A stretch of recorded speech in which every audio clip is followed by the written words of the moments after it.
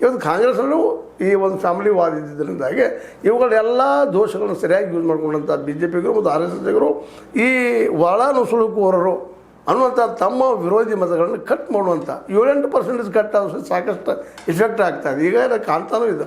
ಈಗ ನೋಡಿದ ಹರಿಯಾಣದಲ್ಲಿ ನೋಡಿದ್ರಿ, ಆಮೇಲೆ ಮಹಾರಾಷ್ಟ್ರದಲ್ಲಿ ನೋಡಿದ್ರಿ, ಅದ್ರ ಜೊತೆಗೆ ಈಗ ನಡೆದಂಥ ಅದು ಮುಖ್ಯವಾಗಿ ಇದು ನಮ್ಮ ಬಿಹಾರದಲ್ಲಿ ನೋಡಿದ್ರಿ, ವೆಸ್ಟ್ ಬೆಂಗಾಲ್ ಅಂತ ಅತ್ಯಂತ ನಮ್ಮ ಕಣ್ಣಿಗೆ ಕಾಣುವಂಥ ಕಣ್ಣಿಗೆ ರಾಷ್ಟ್ರದ ಘಟನೆಗಳಾದವು.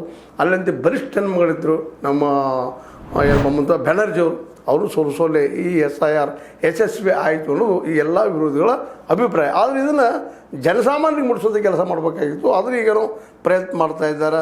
ನಮ್ಮ ಕರ್ನಾಟಕ ಜನಶಕ್ತಿ ಸಂಘಟನೆ ಅಧ್ಯಕ್ಷ ನೂರ್ ಶ್ರೀಧರ್ ಅವರು, ಅದೇ ಕಾಲಕ್ಕೆ ಫಣಿರಾಜ್ ಅವರು, ಚಿಂತಕ ಕೆ ಫಣಿರಾಜ್ ಅವರು, ಆಮೇಲೆ ನ್ಯಾಯಮೂರ್ತಿ HN ನಾಗಮೋಹನ್ ದಾಸರವರು, ಮಾವಳಿ ಶಂಕರ್ ಅವರು, ಅನೇಕರು ವಿಚಾರವಾದ ಚಿಂತಕರಿದೆಲ್ಲ ಏನು ತಪ್ಪಿಸ್ಬೇಕಾದ್ರೆ ನಮ್ಮ ಸಂಘಟನೆ ಮಾಡೋಕು ಜನರಿಗೆ ಹೋಗ್ಬೇಕು ಅಂತ ವಿಚಾರ ಬಂದಿದ್ದಾವೆ. ಆದ್ರೆ ಹೋಗೋದು ಹೆಂಗೆ ಅಂತೇಳಿ, ಜನರಿಗೆ ಮುಟ್ಟೋದು ಹೆಂಗೆ ಅನ್ನೋದು ದೊಡ್ಡ ಪ್ರಶ್ನೆ ಅದ. ಆದರೂ ಅವ್ರ ಪ್ರಯತ್ನಕ್ಕೆ ಇಲ್ಲಿ ನಾವು ಅವ್ರು ಏನು ಮಾಡ್ತಾಯಿದ್ದಾರೆ ಅಷ್ಟಿಷ್ಟು ಜನಕ್ಕೆ ತಿಳಿಸುವಂಥ ಕೆಲಸವನ್ನು ಇಲ್ಲಿ ಮಾಡ್ತಾಯಿದ್ದೀವಿ. SIR ಮತದಾರರ ಪಟ್ಟಿಯಿಂದ ನಿರ್ದಿಷ್ಟ ವರ್ಗಗಳನ್ನು ಹೊರಗಿಡುವ ವ್ಯವಸ್ಥಿತ ತಂತ್ರ ಆಗಿದ್ದು, ಇದರ ವಿರುದ್ಧ ಮೇ 30ರಿಂದ ಜಿಲ್ಲೆಗಳಲ್ಲಿ ಸಾಹಿತಿಗಳು ವಿದ್ಯಾರ್ಥಿಗಳ ನೇತೃತ್ವದಲ್ಲಿ ಪ್ರತಿಭಟನೆ ನಡೆಯಬೇಕು ಎಂಬ ನಿರ್ಣಯವನ್ನು ಈ ಮೇ ಸಾಹಿತ್ಯ ಏನಪ್ಪ ಮೇಳದ ಇಲ್ಲಿ ತೆಗೆದುಕೊಂಡಿದ್ದಾರಂತ.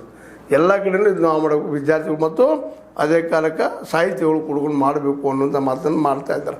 ಇನ್ನೂ ವಿದ್ಯಾರ್ಥಿಗಳಿಂದ ಇನ್ನೂ ಕೆಳಮಟ್ಟಕ್ಕೆ ಸಣ್ಣ ಸಣ್ಣ ಘಟಕ ಹಳ್ಳಿಗಳ ಮಟ್ಟಕ್ಕೆ ಸಹ ಮುಟ್ಟುವಂಥ ಕೆಲಸ ಆಗಬೇಕಾಗಿದೆ ಇವತ್ತು. ಮತ್ತು ಅದೇ ಕಾಲಕ್ಕೆ ಪ್ರಶ್ನೆ ಮಾಡುವಂಥದ್ದು ಸರಿ ಅದ. SIR ವಿರೋಧಿ ಕರ್ನಾಟಕ ವೇದಿಕೆ ನಿರ್ಮಾಣ ಮಾಡಬೇಕು ಅನ್ನುವಂಥ ವಿಚಾರಗಳನ್ನು ಸಹಿತ ಇವ್ರು ಮಾಡ್ತಾಯಿದ್ದಾರೆ. SIR ವಿರೋಧಿ ಕರ್ನಾಟಕ ಈ ಚಿಂತನೆ ನಡೆದಿದೆ. ಅದರ ಮೂಲಕ ಸ್ಟಾರ್ಟ್ SIR ಆರಂಭಿಸಬೇಕು ಅಂತ. ನೀವು ಹೆಂಗೆ ಮಾಡ್ತೀರಪ್ಪ SIR ಹೆಂಗೆ ತೆಗಿತೀರಿ ಅದನ್ನು ಪ್ರತಿಜ್ಞಾನ ಹಚ್ಚಬೇಕಾಗ್ಯದ.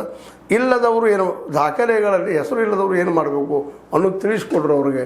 ಎಷ್ಟೋ ಜನ ದಾಖಲೆ ಇಟ್ಕೊಂಡಿರೋದಿಲ್ಲ, ಮಾಡಿದ್ರು ಪಾಪ ಹೆಬ್ಬಟ್ಟಿನ ಕಾರಣಕ್ಕಾಗಿಯೋ, ಶಿಕ್ಷಣ ಇಲ್ಲದ ಕಾರಣಕ್ಕಾಗಿಯೋ, ಎಲ್ಲೆಲ್ಲೋ ಉದ್ಯೋಗ ಬೇರೆ ಬೇರೆ ಅಡ್ಡಾಡ್ಕೊತ ಹೋಗುವಂಥ ಪ್ರಸಂಗ ಬರೋದ್ರಿಂದಾಗಿಯೋ ನಮ್ಮ ದೇಶದಲ್ಲಿ ನಮ್ಗೆ ಅನಿಸಿದಂಗೆ